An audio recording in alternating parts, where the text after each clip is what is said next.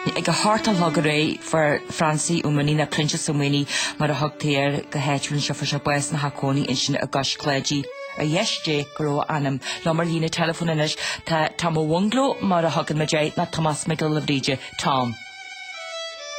Bes rangan chun síl pléisire síl sunnanta na háige Francie. Tím burt fáiste ag súgurú ar heila tapmúni. Da mú chansaku Witte je damach go brua na hone.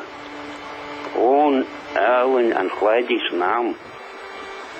Ik zeem le brehe rien am rata.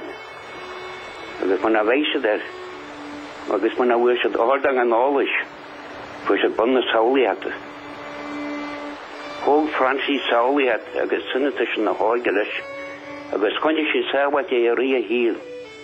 Agus vi si le fekal an a dernse. Tá si go fáil dúsan na gas rá gur bhrúan na chláidí I gníú a haar hanile parúar trí na mradan nó caiisle na siaga agus na daoine baga agus an ceáil éhain binne bhís acu a thócú cían agus a bhócú chorí. Is cumine ram Francie na gas rág ar an iad dói ar an airdan le aistear I dói agus brísí gaidir.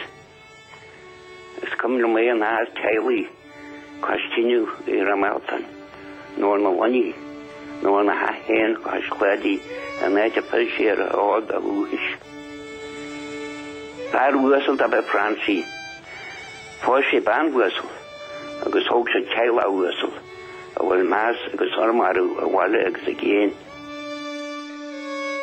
Francie an hioil Francie na bhuiran was Francie an nastar Francie an ser pilidar Francie skriún ar a pantomain agus rami skada Francie an winter a smó dé síú an faraste a bheithe gur mór dé teila dé a hanam. Dziękuję.